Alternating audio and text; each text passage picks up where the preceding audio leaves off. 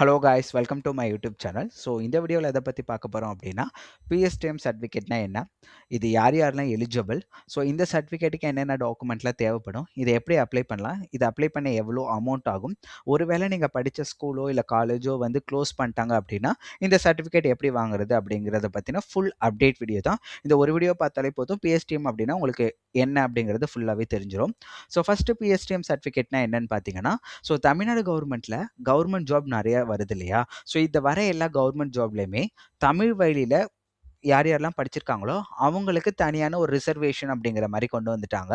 So for எக்ஸாம்பிளுக்கு ஒரு 100 job 100 ஆளை எடுக்கிறாங்க அப்படின்னா, ஸோ அதில் அட்லீஸ்ட் ஒரு 5லேருந்து 10 பேராச்சும் தமிழ் வழி, நான் ஒரு இது எக்ஸாம்பிளுக்கு தான் சொல்கிறேன், ஒரு 5லேருந்து 10 பேராச்சும் தமிழ் வழியில் படித்தவங்களுக்கு இந்த ஜாப் கம்பல்சரி கொடுக்கணும் அப்படின்னு தமிழ்நாட்டிலேருந்து ஒரு ரூல் கொண்டு வந்தாங்க. ஸோ இதை வெரிஃபை பண்ணுறது, ஸோ இந்த மாதிரி ஜாப்க்கு நீங்கள் அப்ளை பண்ணணும் அப்படின்னா அதுக்கு நீங்கள் பிஎஸ்டிஎம் சர்டிஃபிகேட்னு ஒன்று சப்மிட் பண்ணணும்னு சொல்லியிருந்தாங்க.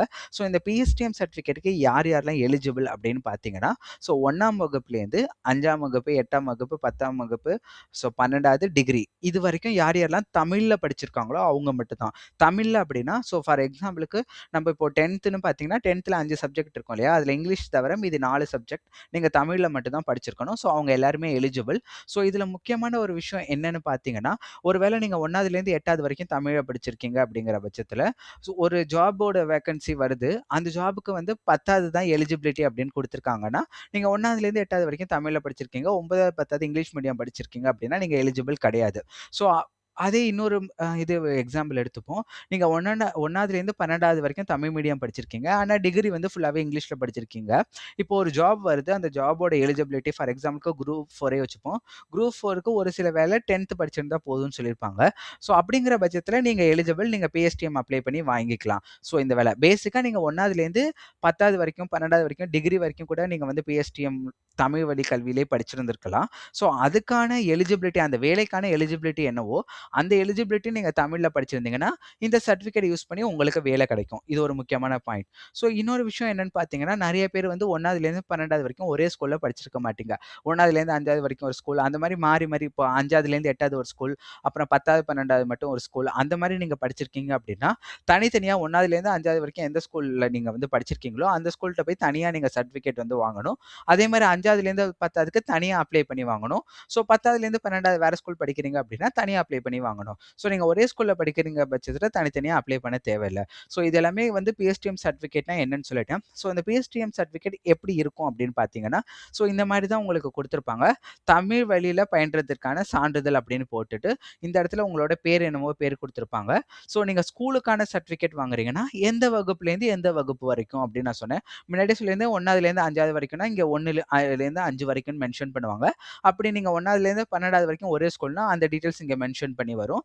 ஸோ இதுதான் வந்து உங்களுக்கான பேசிக் சர்டிஃபிகேட், இப்படி தான் இருக்கும். ஸோ இந்த சர்டிஃபிகேட்லேயே கீழே பார்த்தீங்கன்னா உங்களுக்கு அவங்களே மென்ஷன் பண்ணிட்டாங்க. ஸோ 1 முதல் 10ஆம் வகுப்பு வரை இல்லை 12ஆம் வகுப்பு வரை வெவ்வேறு பள்ளிகளில் நீங்கள் பயின்றிருந்தீங்கன்னா தனித்தனியாக சர்டிஃபிகேட் வாங்கணும் அப்படின்னு. ஸோ இது வந்து ஸ்கூலுக்கு.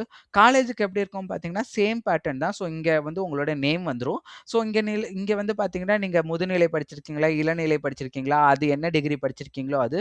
ஸோ அதோட டீட்டெயில்ஸ் மட்டும் தான் இதில் மாறும். மற்றபடி காலேஜுக்குமே நீங்கள் பிஎஸ்டிஎம் சர்டிஃபிகேட் வாங்கிக்கலாம்.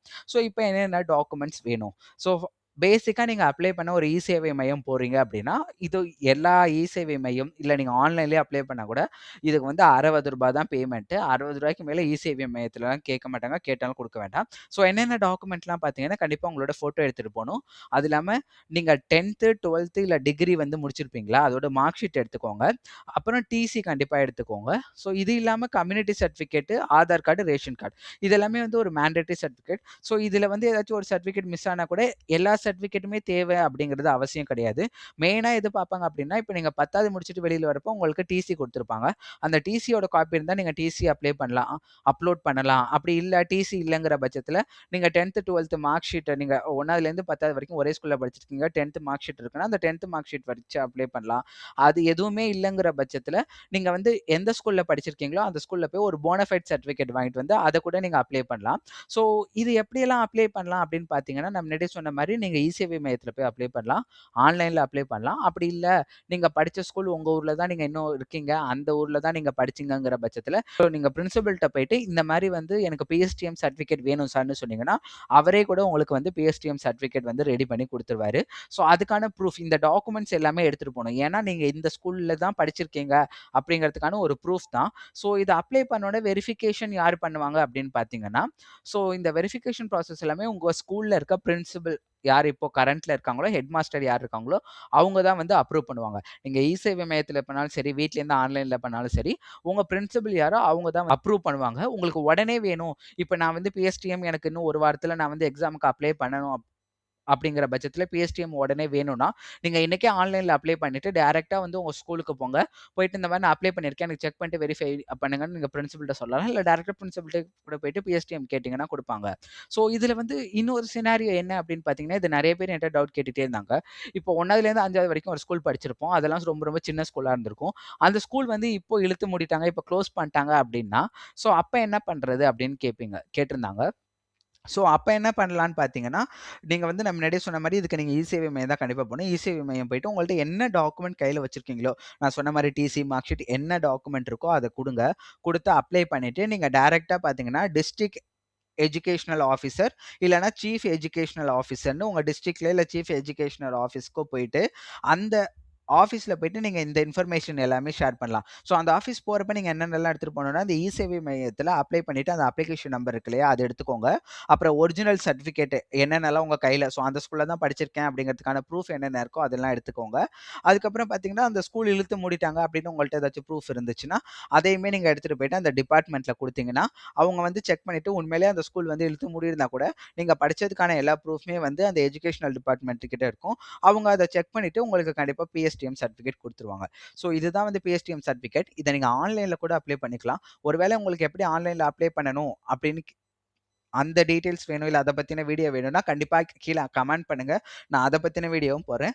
திரும்பி நான் சொல்றேன், 1வதுலேருந்து நீங்க 5வது வரைக்கும் சரி, 12வது வரைக்கும் சரி, நீங்க டிகிரி வரைக்குமே தமிழ்லயே படிச்சிருந்தீங்கன்னா, தனித்தனியா நீங்க வந்து சர்டிஃபிகேட் வாங்கி வச்சுக்கோங்க. ஏன்னு பார்த்தீங்கன்னா, இபில வந்து ஒரு சில ஜாப் போடுவாங்க.